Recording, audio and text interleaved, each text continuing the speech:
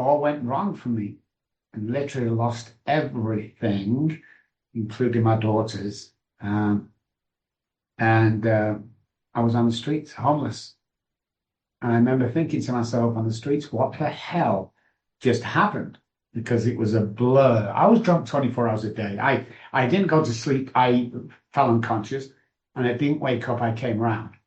And as soon as I came around, I started drinking again because I was in such bad shape. So most of the stuff I don't realize or recognize or remember, but lucky enough, people around me are only too quick to tell me what I did wrong. And I did a lot of things wrong.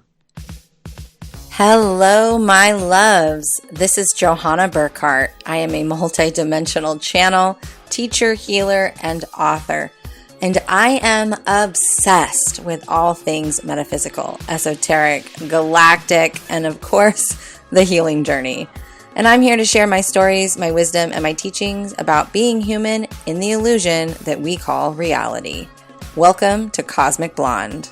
Hello, my loves. I am extremely excited to have today's guest on. It is Dr. Robb Kelly, who is a PhD and a sought-after recovery expert who believes in treating the causes of addiction and not the symptoms. Dr. Kelly has appeared on such shows as The Doctors, Eye Opener, Good Morning Texas, and Ken's 5 Morning News. He's a frequent contributor on radio and print interviews.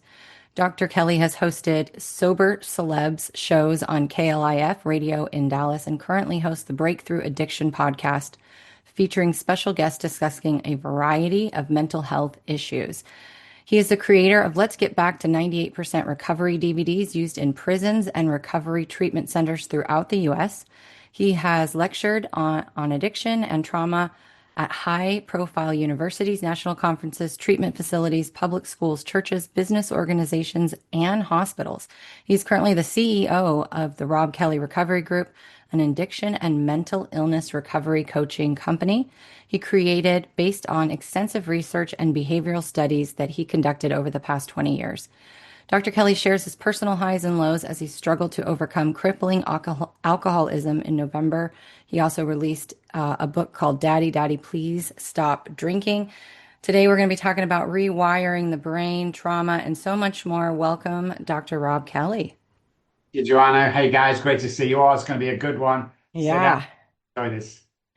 So let's start at the before you became the person that you are today. What happened to you in your life, and what was the moment of transformation that began you on the journey that you have arrived at? I was born into a musical family. So at the age of 9, I'm on stage professionally with my auntie and uncle, which is pretty cool, but I'm 9 years old, for goodness sake. And I took my first drink at 9 when my uncle gave it to me. Excuse me. And yeah, it was amazing. I loved it. It masked all my shyness and everything. And as I went through school, I'm lucky enough through contacts to get to university. I was drinking and drinking and drinking, and everything was good. Started my own business, the usual things that we do. I came from the projects, so we had no money, and I didn't want to live like that. I wanted to be in a position one day where when I went to the ATM machine, I never have to even check my balance or, I just know there's going to be money there.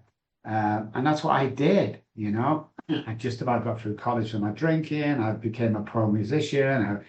I was at university and living the life of a musician. And then over a period of years, got married, had 2 beautiful children. And then What was when you were on the streets? Gosh, how was that? Like how was life and how did you get off the streets? on the streets for 14 months, and it was horrendous. I remember one morning waking up on a bench where I usually slept, and the guy next to me had been stabbed to death for his sneakers. Or fighting every day, very violent on the streets. I grew up on the projects, grew up fighting, so I was a boxer, martial artist, all that great stuff. About the 70s is when martial arts of Bruce Lee came out, so Yeah. most of the kids in the council estates, the projects, learn how to fight real quick. So I could take care of myself. During my real drunken days on the streets, I would attack people coming out of nightclubs. I'd knock them out, pinch the wallet, fist fights every day, fist fights for money, bare knuckle fighting back in the day. But as my weight dropped and dropped, because I wasn't eating, I was just drinking, I must have lost about 100 pounds in weight. And then, of course, I wasn't strong enough to defend myself. So I had all my teeth knocked out. My nose has been broken a couple of times. I actually died on the streets twice, and they brought me back to life again. So it was rough. But I got off the streets with a kind of a spiritual awakening that happened to me that got me back on my feet. And I got a little job and turned into a full-time job. And then I started practicing again. And then I came over here about 20 years ago, I think. So yeah, people ask me, would I do it all again the same way it is? And I kind of would, I did well in college. I'm a double PhD. I went back to college about 9 years ago to get my behavioral science PhD. But what I learned from the streets and about addiction as a whole and alcoholism, and then the rewiring of such was a gift for me. It was like a semester at Harvard University for me because of the stuff we learned. And of course, when I came off the street, I was angry at the medical fraternity for not knowing what I'd gone through. I was angry at people around me who just said, just stop drinking. And I knew there was something that wasn't right. I remember going into a liquor store at 5:30 in the morning. It's snowing, I have a pair of shorts on and a vest and sweating. I can't put a sentence together. Hands are shaking and I go in, he closes the door behind me, get to the counter. I've been in here loads of times. I put my money on the counter and for whatever reason on this occasion, as soon as I held that bottle, all the sweats disappeared, the shakes went, my mood changed instantly. I remember looking at the bottom and back at the shopkeeper, looking at the back of the bottle, and I went, holy shit, it's not the alcohol. And that's what started my research into what's really going on in the brain. What was it then if it wasn't the alcohol? 99% to do with any kind of addiction or alcoholism. Alcoholics are born, drug addicts are made. We'll get into that later. But 99% is the brain. It's the hypothalamus, basal ganglia, and amygdala that's different to any other brain, combined with the childhood trauma, because we're very sensitive and we pick up on stuff around us. So somebody might say, "Shut up, you idiot," and I'll hear that as "Shut up, you idiot." So that became angry and angry as I heard these people around me, but it's not what I was hearing. So because of my childhood trauma, everything became a threat to me.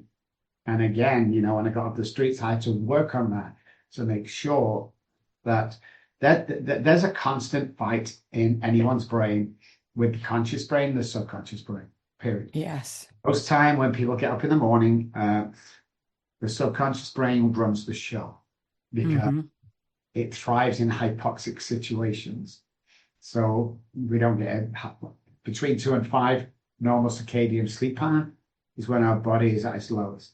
Like the breath is really shallow and low while the body gets fixed and the brain and then all of a sudden we wake up, we have to thrust oxygen into ourselves to get rid of the subconscious brain and bounce forward the conscious brain. But this guy in the back is scanning all day long for something to go wrong. And anything that goes wrong, it will grab hold of and it will take charge again of that really bad day. So when people say to me, "Dr. Robb, I had a really bad day," I go, "Was it really a bad day? Or was it 15 minutes and you strung out all day?" And it's the 15 minutes, because you haven't dealt with the trauma. The subconscious brain is always on the lookout for anything that will go wrong. And other people go, "Well, it was just that." Not my brain. It will take that. 99 people can say I'm amazing, and one person back in the day could say it was terrible. True story. And I would concentrate on that one guy for 3 months and nearly relapse. I can understand that. I'm interested because you said something that I've never heard before. You said alcoholics are born. I come from a very long line of alcoholics, and I am very aware that I have an addictive personality. I didn't have one addiction. Like it wasn't just alcohol for me. It was anything that would numb it. So shopping, eating, you know, anything that would distract me from my trauma before I went through my awakening and started to heal my trauma. When someone is born, is it just because they come from an alcoholic line? Yeah, sure, it's genetic. We traced it back to fetus level of alcoholic genes. So we're born with a predisposition. We're allergic to the ethanol. And then three parts of the brain differ: the hypothalamus, the basal ganglia, and the amygdala. So let's look at the hypothalamus in alcoholics, not addicts. So you can't drink yourself into becoming an alcoholic. It doesn't work like that. And people tag, oh, Johnny around the corner, he drinks a bottle a day, he's an alcoholic. Yeah. Well, first of all, alcoholism is the only self-diagnosed illness in the world. And secondly, 10, 20, 30 warnings, DUIs, DWIs, but that doesn't make you an alcoholic. Whereas if you take enough drugs, you become a drug addict. Yeah. So predisposition, basically the reason why it's a disease. So if you look at the word disease, it's in layman's terms, it's inside the body, it's doing damage that you can't control. So you can't control cancer, you go for treatment, but it's a disease because you can't control it and it's doing damage to the body. When the hypothalamus is our survival part of the brain, it tells any kid, any baby that you've got to eat food, drink water to survive. It's naturally the survival part. So we don't even have to think about it, but we know if we don't eat or drink water, we're going to die. Right. Back of the brain because it becomes a daily working part of the brain. Okay. At a certain point of the alcoholic's journey, not drug addicts, and remember, guys, we're the leading authority in the neuroscience behind any kind of alcoholism and addiction. So this is new stuff you're hearing, but Google me, it's all over. Yeah, so but many people go, no, that's not true. We spent over $2 million with my research and everything. My research right now is in the hands of Robert Kennedy. And we're talking about changing the brain. So the hypothalamus during the alcoholic's journey attacks and takes over and hijacks the brain. And what the hypothalamus is telling me as an alcoholic is you have to drink alcohol to survive, not food or water.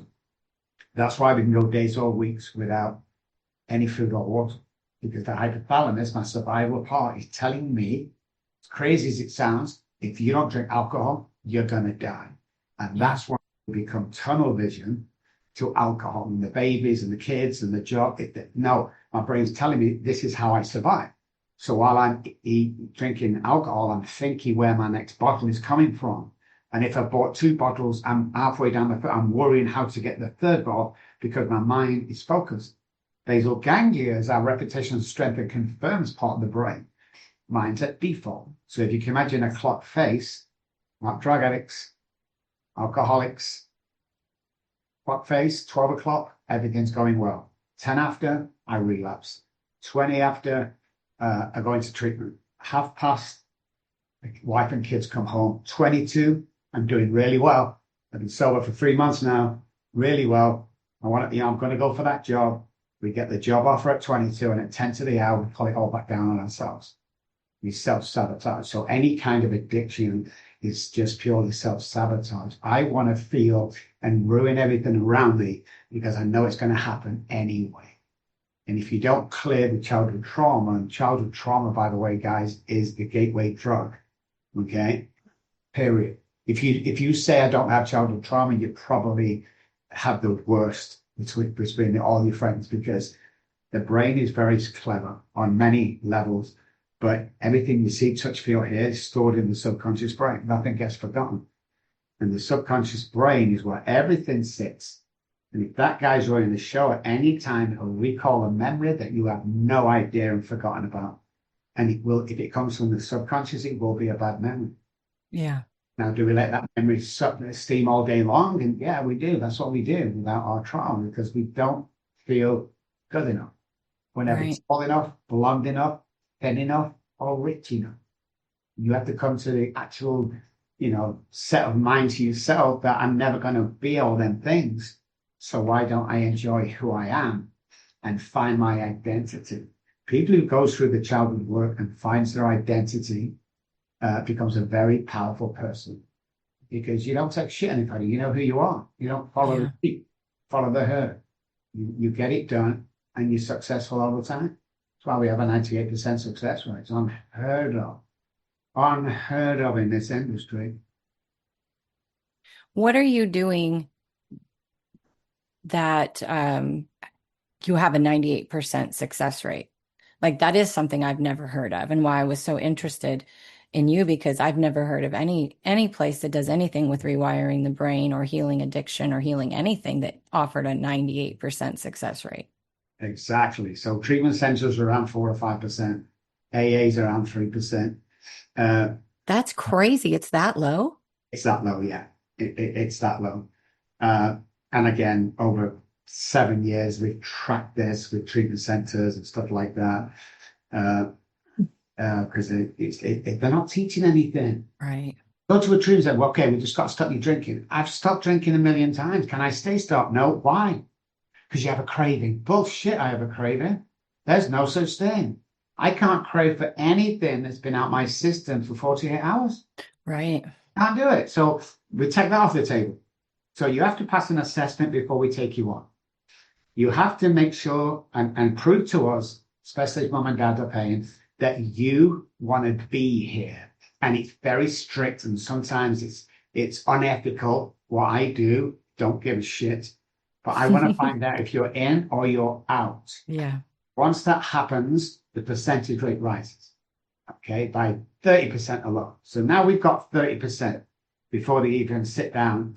We use psychology, NLP, somatic experience. We use 9D breath box memory. We use subliminal messaging. We use patterns and reprogram, repattern the brain. Then what we do is something that not a lot of people do, is now we bring the family on. Okay, so we've taken the patient on. He's ready to go, and he's married. He's at home. Kids are all grown up. Okay, Mrs. Smith, you have to come on board as well. Now, my problem is his problem. Why do I have to get involved? Oh, Mrs. Smith, suffering from PTSD. No, I'm not. Okay, then. Well, when your kids come around to visit, why do you let your husband come home 2 or 3 times a week and beat the shit out of you in front of the kids violently? Why do you allow that? Because we did research on PTSD. We researched PTSD in housewives that were in a violent alcoholic home where the husband or partner was a chronic violent alcoholic.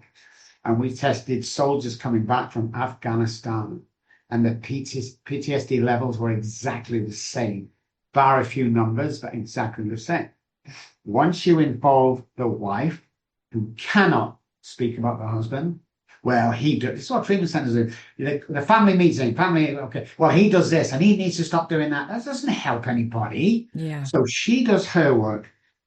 He does his work. So swim to your own rafts and do your own work. 2 days a week is what she needs to come on. The patient is there for 7 days a week for a 90-day period. Then we step down. It's 1 hour a day, be telehealth, or you can come into the office. The choice is yours.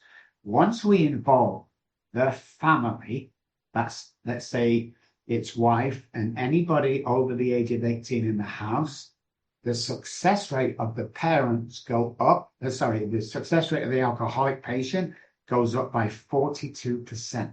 42. So now we're at 60% before we even start our work. That's how we do it. We don't take any shit of anybody. You can't bribe us. You can't buy yourself. We turn movie stars down with $1 million checks. We're not interested in that.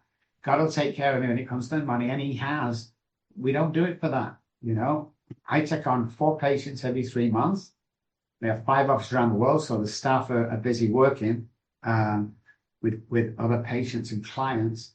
But we've got to a place now where I've done all the trying to help people. I've done all the running around doing free of charge. I've done all the discount, and it put me in hospital. It put me in the meadows in Arizona because I was emotionally and physically broken. Yeah, Facing everybody. So we're very big on treating, especially with our 9D stuff, therapists, doctors, psychologists, and nurses. We're very big because we go over the mark, but we help everybody. Every time you work with a client, they take a piece of you away.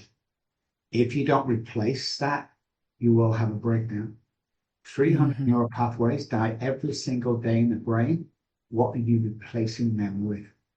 Are you replacing them with tired, exhaustion? Are you replacing them with bad memories, childhood memories? Are you replacing them with all that stuff? Because if you do, you're going to have a breakdown or relapse. That's just the bottom line, guys. Yeah. I have so many questions. Uh, I'm curious to something. So, being that me and my brother both came from alcoholic parents, he was an addict probably by the age of 15. And today he's in his mid 30s. And if he doesn't have a drink by 10 in the morning, he's in almost convulsing. Whereas me, I, like you, had a drink very young. I remember my dad giving me my first beer. I think I was 8 or 9. There was nothing in the fridge. And I developed a wonderful taste for beer and drank from that point on. But I never considered myself an alcoholic because I never felt like I had to drink. I could turn it away. I wouldn't drink just anything. But when I did drink, I couldn't stop. That was my, like, once I got going, I couldn't just have a couple. And now today, if I drink, that's what I can do. I can have one or two and walk away. But back then I couldn't. So I would essentially binge drink.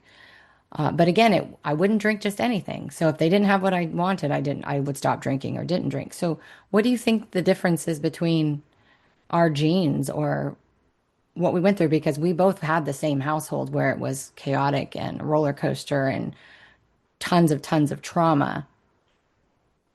well, addiction skips generations in families. It skipped my sister and brother and hit me. Uh, so that's one of the reasons. Addicted personality is basically a real smart person tied up in his head, is what it is. That sounds We, about right. yeah. So the first thing we ask somebody who are not sure, uh, do you think I'm an alcoholic or not? Most people are heavy drinkers or abuse alcohol, just like you just said. That's the real alcoholic. There's a lot of factors here going on, guys, that will prove you're an alcoholic. But the first one we do is the alcoholism in the family? Can you trace back any 3 generations? Is it any? Oh, yeah, there's loads of them. When you take the first drink, can you stop? Like, could you go and have a drink tonight, one drink, stop for a year? The answer is no. You're probably alcoholic, or you're probably addicted. So the addicted personality as well is very clever. They are mirror each other, both alcoholism and addiction. They're both the same. They show up the same. You can't. We're just talking science. We're talking neuroscience, and medically, the research we've done around is they differ in a couple of ways, which is interesting. So 94% of people that come to us with a drug addiction started in the doctor's office. I believe that. And know, they're not addicted, they're not addicts, and all of a sudden they're running around crazy trying to find drugs. And so it's the addicted personality. Once they get well, they're geniuses. Every alcoholic is geniuses. When we bring them here, the idea is to reunite the family, get the man back, up and ready to go. And if he hasn't got a job, we start a business for him. What do you like? Well, I like that. We'll start a business. Somebody likes socks, and now he runs the biggest sock empire ever. We'll do whatever it takes. We'll build your website. We'll start you out. We'll get you a job. We'll do your resume. We'll do anything to get you back. Because reuniting families is really big on all this. It's not about the alcohol, drugs, sex, food, porn. It's not about that. Yeah. It's 1%. What it's about is living life. What it's about is building empires. What it's about is being the best father, husband, brother, son in the human world. Not in my area. We don't build businesses. We build empires, guys. Empires. Yeah. And by the time we finish with you, working on your brain and prefrontal cortex, you're gonna take on the world, because we only walk around about 40% of what we believe we are. 40%. That's what we. Oh, well, I can't do this. Why? Well, I'm just not. I don't know. My dad's saying you're not worth it. Mom's saying don't be stupid. You've got to be a housewife. Mine was don't be stupid, Mom. But you can't go to college like your brother. You're too stupid. Yeah. Thanks, Mom. That kind of thing that damages. You have to remember, guys, that you literally can do anything you put your mind to. This episode has been brought to you by Evolve. Evolve is a membership community designed to help you shift your frequency and create the reality that you are desiring, and to shift you back into alignment with your authenticity, which just so happens to be your most magnetic state of being. This is an all-inclusive membership valued more than $5,000. It includes 9 full-length digital courses, 2 bonus courses, a meditation library that also includes activations and language of light transmissions. It has master classes. We offer monthly themes according to the channeled energy of the month with practices, and it offers a 50% off discount on single sessions with Johanna. We also have 2 monthly group coaching calls on Zoom that we can do hot seat coaching. We can have you talk about whatever's going on with you and help you work through it, or we can do messages from spirit. This also includes a group chat with direct access to me, usually only available in my high ticket offers like private mentorship. In the month of October, we are offering 2 bonuses for those who pay the yearly rate. One is a 90-minute quantum shift session with Johanna, valued at $350 alone. And the second is a custom binaural beats track using technology that analyzes your voice to bring you back into alignment and harmony with your authenticity. That is also a $350 value, and that is provided by Christine Freeland of Earth's Kiss Alchemy. If this is something that sparks an interest for you, I invite you to learn more by looking in the description box below. And when I came out to America, I've got to tell you, Joanna, when I first came out to America 20 years ago, when I used to tell patients that the first thing that Americans would say back to me, I can't be president of the United States. That was the one thing. Let's forget our political views. I'm not into politics or anything. Yeah. Nothing for me. But we had a freaking businessman running the country with no political experience whatsoever. Don't dare tell me you can't achieve your dreams. Somebody's put that there. Well, I mean, look at JD Vance, same thing. Like, look where he came from. You know, his story's a movie, and I just watched it not that long ago, and it's a beautiful story of how he overcame. You know, he had tons of trauma. So I'm a firm believer in there's limitless potentials. You're the one who creates the limits, you know? And I do a lot of work with my clients with identity work, because I started to notice that I had all these different personalities and identities that were shaped and programmed by my childhood trauma, by my trauma in an early part of my life and even into my 20s. And even still today, like whenever that subconscious belief surfaces, and it's like I'm so aware of what's going on in my brain, I hear it, I literally just say that's a past memory. Like I just say that because the moment I acknowledge that, it's like it disappears. But I do acknowledge it. And so I love everything you've said and everything you've done. I would like for you to share about what 90 breath box is, because I got a chance to experience it, and I've done a ton of breath work over the last 10 years, and I've never experienced anything like it. It was just out of this world amazing. So we didn't actually invent the software. Somebody else invented it. But what we've done is we've taken it to the next level and used it in our practice. So 90 is a dimensional sound experience and subliminal messaging. So you have I think it's 432 harmonic tuning. And then we get the breath work, we get the balance, we get the tones during this journey that you're on. It's really important that we get you leveled to experience the stuff that's coming. So it's taking you through breath work. It's not all breath work, but you'll do a little bit of breath work. And while the main voice is talking to you, the 9 subliminal messages will be planted in your subconscious brain. So you don't know and you can't hear them because you're being distracted.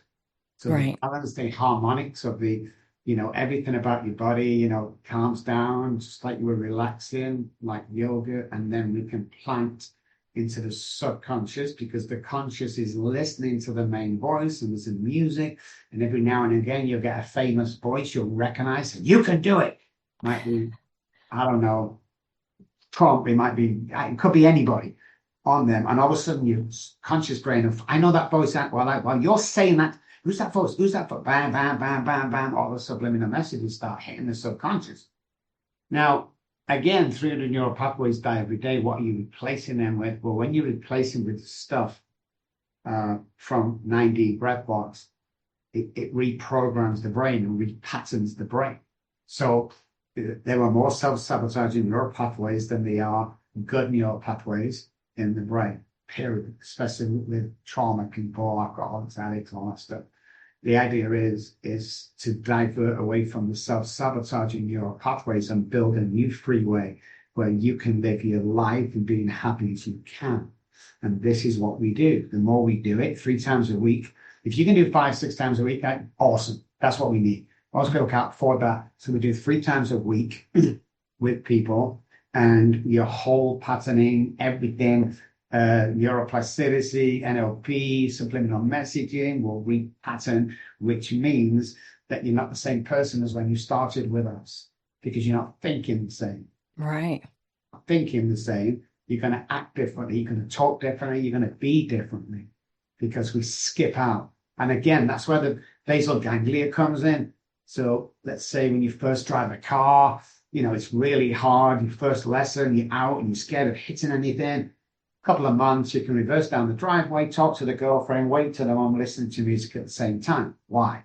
Because it's repeated often enough that it becomes a working part of the brain. We don't even think about it. Right. What it does, from a subliminal to conscious to prefrontal cortex, is it repeats that success pattern, and then it becomes a working part of the mind. So people say to me, why are you happy all the time? Dr. Robb is like, I choose to be happy all the time. Why would I have a bad day? I have better days than others, but I never have bad days. Are you kidding me? My primary purpose every morning is to save a life. The only reason why I'm on a podcast today with you is we're going to save a life. Yeah. That's it. I don't get involved in the money, the TV, the book. I don't get involved. I just, you turn up at this and do this, and that's all I do. I'm like a puppet who's very knowledgeable about what I do and can save lives. I know all that because of my spiritual awakening. But I think turning up, showing up. We're not fluffy here. If you need a nice therapist, we don't do therapy here. Yeah. Ask you how you feeling. Well, I can tell you how you're feeling right now, and we'll change the brain to make sure that that's the feeling you have until you can feel on your own. We're very harsh sometimes, and we're not for everybody, and that's good. Yes, well, if Dr. Robb was working in me, I think it'd relapse. God bless you. I'm going to invite you to be successful somewhere else, because we don't put over that shit here. We don't. Pansy. There's no cry rooms in my freaking offices around the world. Do it or don't. I don't care which. We say this to movie stars when they come over and they start acting. I just talk to them. I don't give a shit whether you come on board or not. Yeah. You've already paid. You don't get no refund. I don't care. I really don't care. But if you're going to come on board, then you're my guy. If you're not, I don't care. I give a shit whether you come back to the house and start the program with. No, I don't care. And that's hardened me over the years of watching people die, Johanna, in and outside rooms, in and outside churches, just lack of knowledge and the patterning for self-sabotage. Next thing you know, 2 people last week died who I knew from meetings that I used to go to. Died, just gone, overdose, and this is a serious matter. Now, we try and make it fun. All sorts of crazy things we'll do with the patients. We'll play guitar with them. We'll laugh. But at the end of the day, it's all subliminal messages driven before they get into which office they're going to. How long does it take say they do the 9D breath box 5 days a week or whatever? How long does it take for those neural pathways to be successfully implanted and for them to just be different with that? Like, at what point, how many months or weeks or days or treatments does somebody need in order to really see a permanent shift in themselves? See it the first day, guys, the very first day. And especially if you're working with me and Brett Bott, you'll see when you're sitting with me for 10 minutes, you'll become a different person. So yeah, I mean, if you want to strengthen, so what happens in neural pathways is you start a patterning, then if you leave it 2 or 3 days, you're back to normal.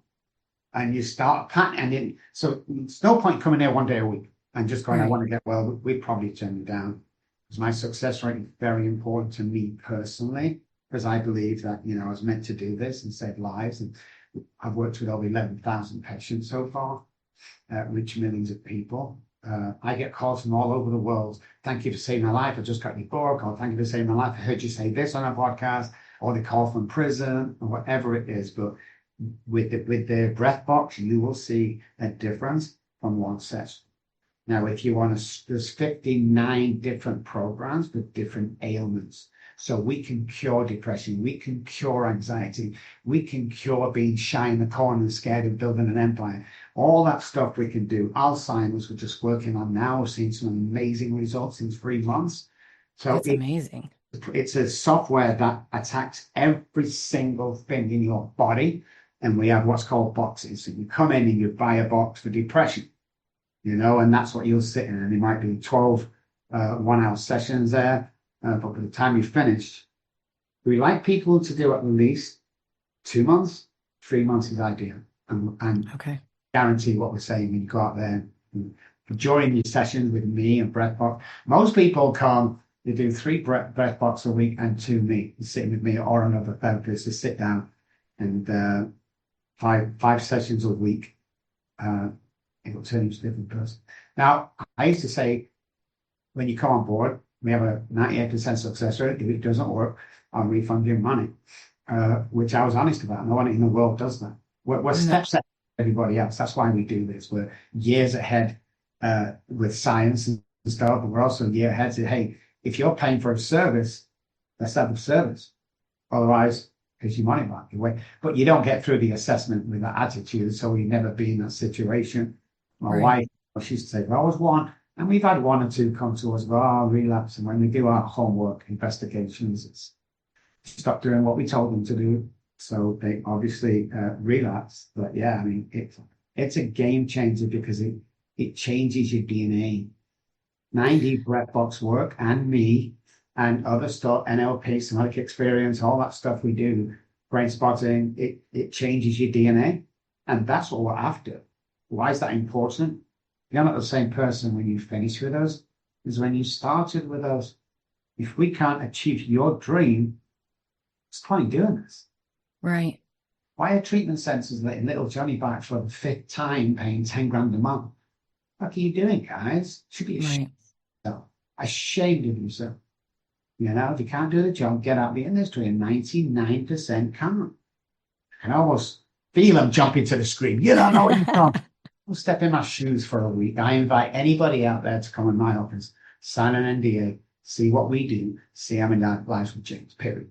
I don't have to, don't sell this stuff. You can't buy our services.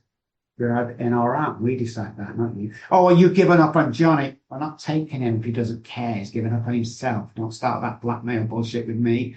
Been in this game for over 30 years. And to experience him is, doing that shit with anybody.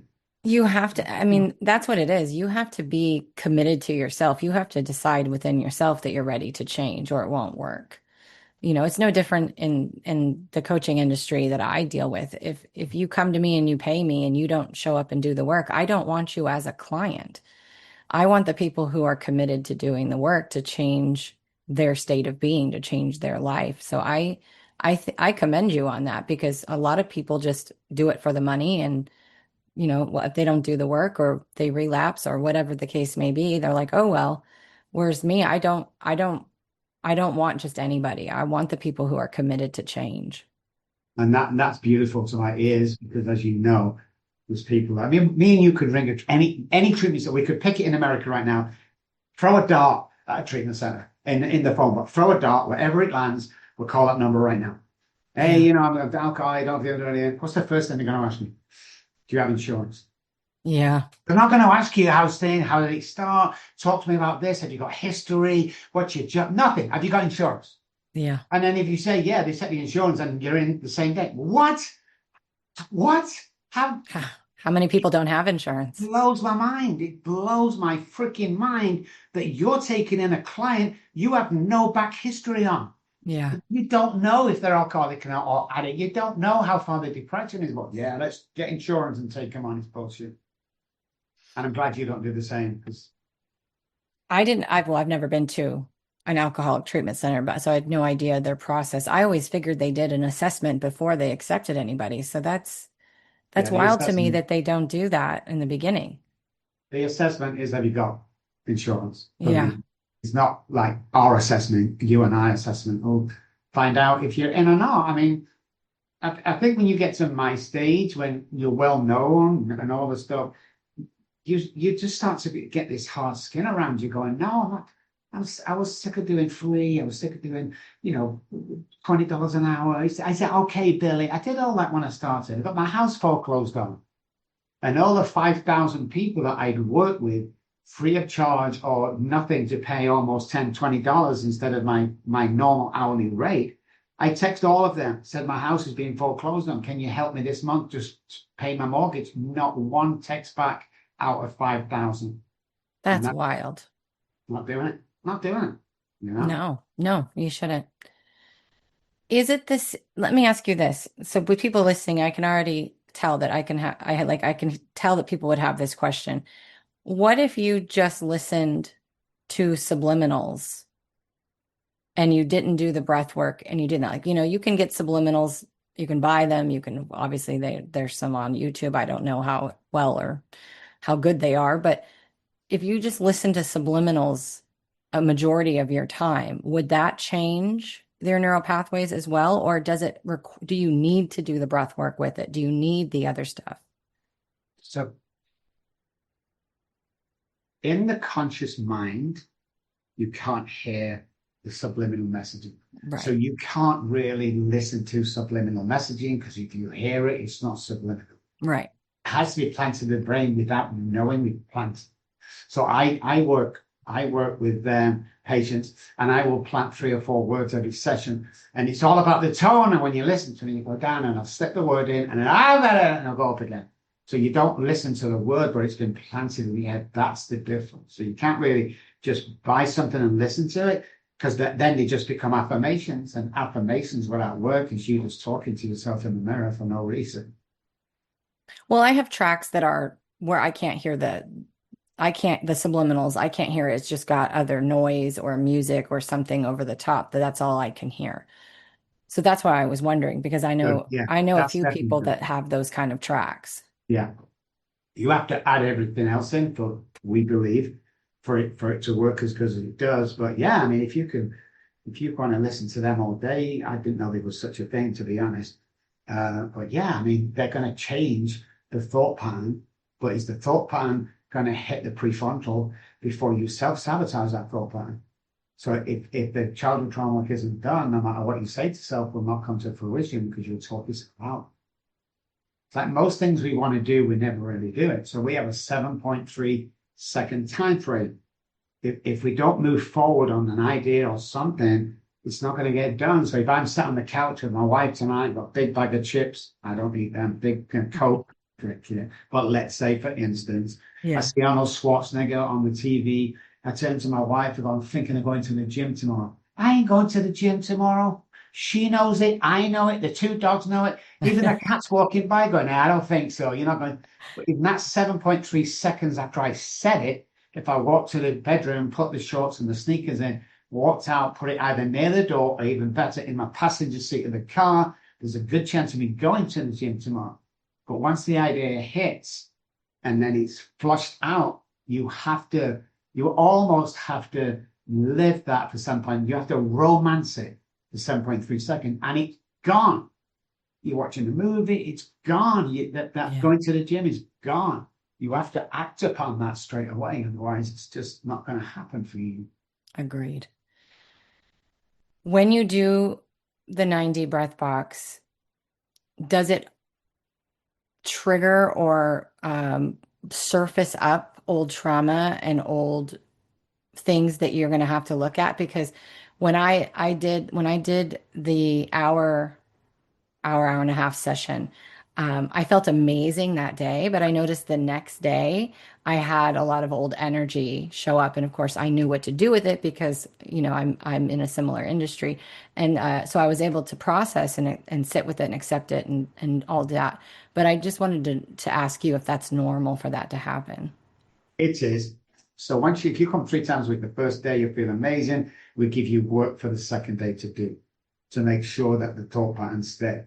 And when people take their headphones off, especially in the office here, they all say one thing.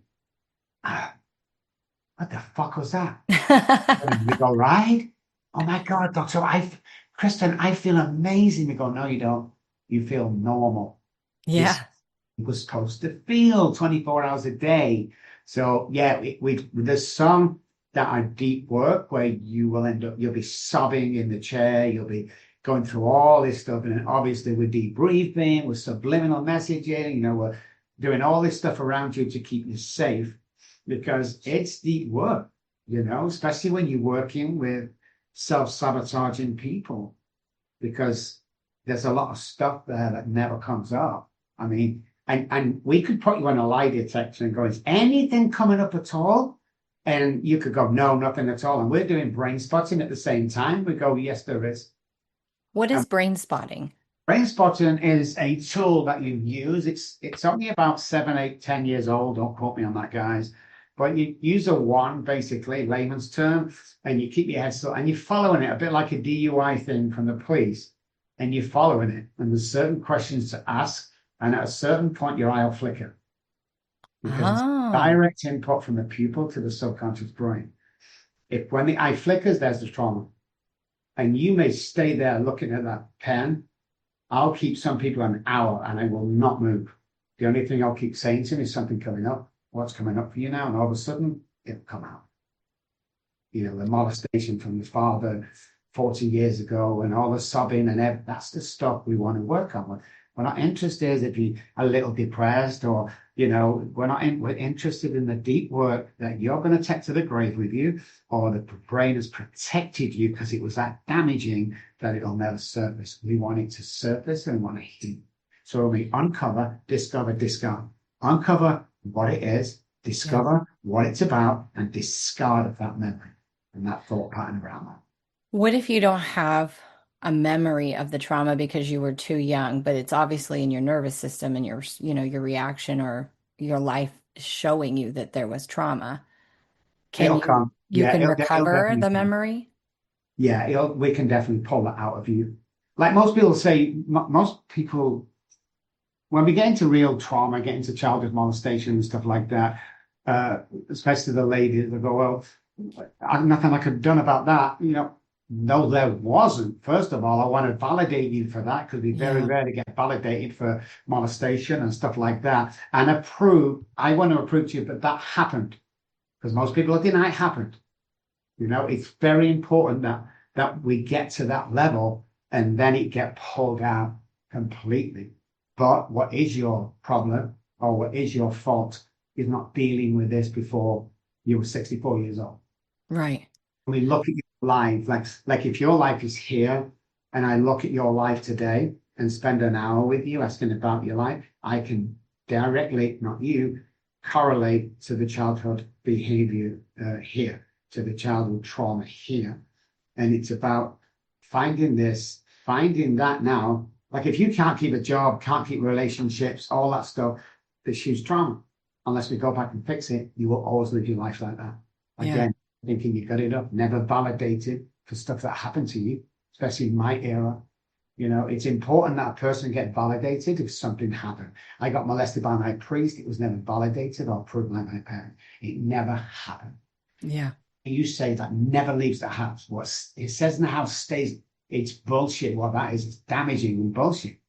That's the stuff that these days, because of the new science that we know Yeah. and practice, is we can get that stuff out of you. I would bet my life on it and all the cars I own. And I own some good cars. Yeah, I always felt like I was molested as a little girl because of the way my body reacted in situations. But nobody, no matter how many people I asked, like, did something happen to me? Whatever, like, everyone's like, no, no, nothing ever happened. And then 8 years into my awakening, I started having night terrors, and then I started having flashbacks during the day, and I would get bits and pieces of the memory of what I was seeing. And I'm so grateful that it came up because one, I thought I was going crazy. And two, I was like, oh my God, finally this is here and I can look at it and I can process it. And I mean, it took me probably 6 months of a year of real work doing it, but it changed my relationship. With partners, it changed the way that I viewed my body. Like everything changed, and it's so crazy to me that like nobody either they knew and they didn't want to talk about it, like that's how it was back then, or they just didn't know. But it just made me feel crazy until those memories finally surfaced. And that's when I started to believe, like, yes, I believe our amygdala will stop recording when we're in a trauma or we disassociate because the pain is so bad in my case.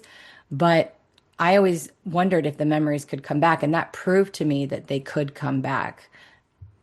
So the thing is, John, is when people say, can you explain, and you'll know this, when people say, can you explain what you do and can you explain breath box, you can't explain it. No. You've got to sit down and try it and then be absolutely overwhelmed with this amazing feeling that you have to understand it.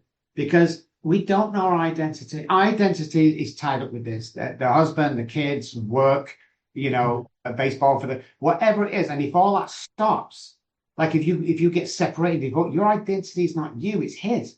Yeah. Your identity, your job, and you get fired, your identity is not you, it's the job you were doing. Or this, all my work family, they're not your family. You walk around on the same piece of carpet for 6 or 7 hours. Yeah. Find you. Yes. And when you find you, again, you become very powerful. We don't put up with that stuff. All my staff has been through my program. All my staff are ex-alcoholics, addicts, depression, molested, all PTSD, all of them.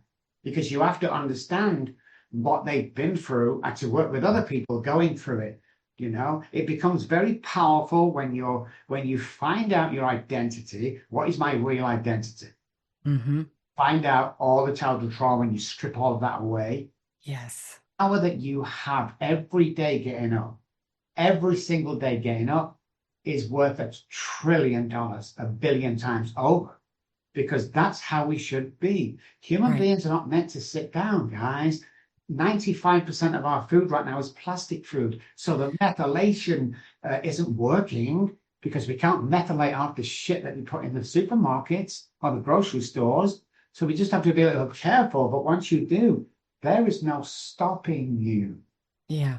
It really isn't, guys. And stay away from them, guys. Well, I'm not too sure about that. Stay away from them. Right. And would you mix with them? Just oh, well, I got to turn down again. Go and talk to J.K. Rowling. Go and talk to the Beatles, who were told they would never make a record because they sounded terrible and the two guys could sing. They were very nasally. Go speak to them, guys. When you fail. I mean, look at who they became. Like they were like one of the biggest bands in the world. Right. And then J.K. Rowling, first woman billionaire author. Yeah, she started writing Harry Potter on napkins. Yes. Yeah. Yeah. And then she went for some kind of, I don't know, publisher, and he just told her to go back home, be a housewife. She was on the projects, guys, the council estates, in an apartment with 2 kids. Where the hell do you go from here? You see, I like abandoned dads and moms with children living in an apartment because you're at a crossroads. I love people at crossroads because I'm going to take you down here where you've never been before, so we see your work. The amount of times people call me up, Dr. Robb, I'm opening a practice. How much do you charge an hour? How much are you worth? Silence. We go in restaurants all the time. I always do this with waitstaff. I get the check. I just come in and say, what am I putting on that tip line? Oh, well, it was like, I don't know. How much are you worth? And they can't answer it. They're all flustered. Right. Not many people know their worth. Once you know your worth, again, I hope to keep striking this home, guys, but in the nicest possible way, you become a very powerful person and nobody can stop what you want to do, as long as we use that when we do finally succeed and we're earning millions of dollars, that it's important to give 25% of that back into the community and help other people. Yeah. Every single person in my offices, Dallas, San Antonio, Manchester, London, Spain, and Switzerland, every single person must carry a problem. That's amazing. So it isn't just about recovery from alcoholism. You do treat people with severe depression, anxiety, PTSD, CPTSD, those types of things. They can do this telehealth, telemedicine as well, correct? Any kind of psych problems you have, anxiety, depression, all that stuff, uh, we can treat and cure. Any addiction we can cure. Any depression we can cure. Because people fall into this situation. Oh, Dr. Robb, I'm depressed. Oh, Mrs. Smith, I'm sorry to hear that. How long have you been depressed? 5 years now straight. 5 years? Oh my God, do you take any medication? Yeah, I take blah, blah. Oh my, how long have you been taking that? About 4 years now. When did you think it's going to kick in? Right. What? That's Well, what they want. They want you addicted to the right, medication. Yeah. exactly. So food industry gets us sick, pharmaceutical. Yep. It's like, when are you going to realize? And then even further, when I explain that, let's look at the medical dictionary in America and see what depression means. And it's real simple. It's lack of serotonin. Why isn't anybody asking the question before the doctors is why my serotonin is low in the first place? Right. Go on further. Dopamine, oxytocin, serotonin, endorphins to survive and be happy as you can be all day long. But the big ones, the big neurotransmitters, dopamine and serotonin, are created in the stomach. So And your unless gut you're health. eating right, like show me someone who's depressed, I'll show you somebody who has stomach problems. Yeah. Yeah. When I changed my diet and detoxed my life, that changed everything for me. And that was a part of my awakening, was just cleaning everything up and out. And your gut health is so important. People don't realize that, Yeah. stuff that we eat. So what the problem is, when we go to the supermarket, we did the day on live TV. We went into I was trying to prove to somebody about what we went into a well-known supermarket store, and we picked a well-known brand of health bar, the nuts and stuff. Yeah. And as proud as they like, 0 fat, 9 grams of protein. 0 fat, 9. It was like this.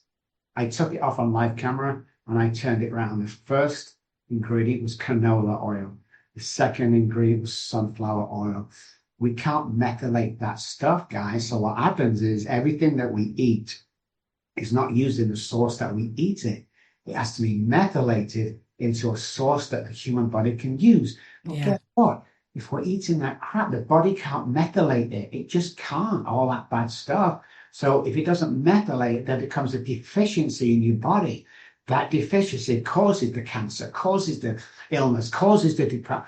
And people are not aware of this. They're like, oh my God, you can go to McDonald's right now, guys. So McDonald's is in England, 4 ingredients. America, 21 ingredients. It's wild to me. It's wild, right? It's like the US is on a mission to poison us. No, it's. I mean, 4 or 5 breakfast cereals have been banned everywhere else apart from here. So you know how much lobbying and stuff the food industry does.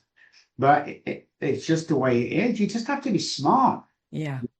Find the alternatives in the supermarket, just look at what's in it. I mean, you're never going to find something amazing that's blowing, but you'll find an alternative to them 27 ingredients, bring it down to 9. Yeah. It's an improvement. And that's what they be aware of your health, guys. I'm 64 now. I've just lost, about a year ago, I lost 157 pounds because I would just eat over here and put loads of weight on over here. And one day I got up and said, you know something? I need to practice what I'm teaching. Mm-hmm. I don't feel comfortable. I pulled away from TV. I pulled away from podcasts, and I did it. I did what I did. I lost the weight. I got back into my head. I used neuroscience and everything around it. And I did it, So there is you definitely can do this, guys, without breaking the bank. Definitely. Yeah. Well, tell people where they can find more information about your services and what you have to offer. So if you're listening, not watching, I spell my name with 2 B's, ROBBKELLY.com. Jump on there, all the social medias at the bottom, click on there, come find us, come say hi, all that great stuff. If you want a breath box alone, because that's my company as well. If you want the breath box, it's just breathbox.studio. That's the website. Jump on there. And I don't know, man. We'll do the first session for $25 or something. I don't know. We'll figure something out. If you're thinking of trying it, follow Joanne. Just follow her and say, no, I'm going to try it. I'm going to try it. See, the thing I like about I you, recommend trying it. Absolutely trying it. the thing I like about you is you wanted to try it before we met. Yeah, I wanted to see what it was about. Like, oh my God, this girl is the real deal, you know? So yeah, any search engine guys, Dr. Robb Kelly, 2Bs, come a friend us, come and say hi. And because this program is amazing, if you listen in America, this is the last thing my daughter said to me when the authorities took them off me. It's Daddy, please stop drinking. It's my story. It's on Amazon, but don't buy it. I'm going to give 10 copies away on this show. So as long as you're in America, send Joanna or I'll get in contact with us. Just need your name, your address. I'll sign it to you. I'll pay for the shipping, all that great stuff on one condition. Make sure you pass this on to somebody else who might need it after you. It's a great story. It's an easy read. It's like it's supposed to be written in like a 9-year-old's handwriting. So it's an easy read. You'd probably do it in about 3 hours. Free. That is an amazing offer. So please take advantage of that, you guys. One last question. If you only had one message that you could give the world that would create the most impact, what would you say? Stop giving a shit what people think about you. I love that. Yeah, that's a big one. Well, I could talk to you for hours. You are just such a delight and a wealth of knowledge. And I'm so grateful that you were able to come out of that experience and change your life and go on to change other people's lives. And I know that you have. I've experienced your work. I've talked to you a few times now, and you really are about making an impact. And we just need more of you in the world. So I'm so grateful for you. And thank you so much for being here. Thank you, Joanna. All of his information will be in the description box below. So please give him a follow. Go do some research and check it out. And if you would like to be one of those 10 people to receive a free book, please reach out to me and I will pass along his information. So I will see you guys in the next episode. Hey, thanks for listening. This episode was brought to you by JohannaBurkhardt.com, where it's time to defy the limits of your mind and step into your multidimensional mastery. Don't forget to subscribe so that you never miss an episode. See you next time.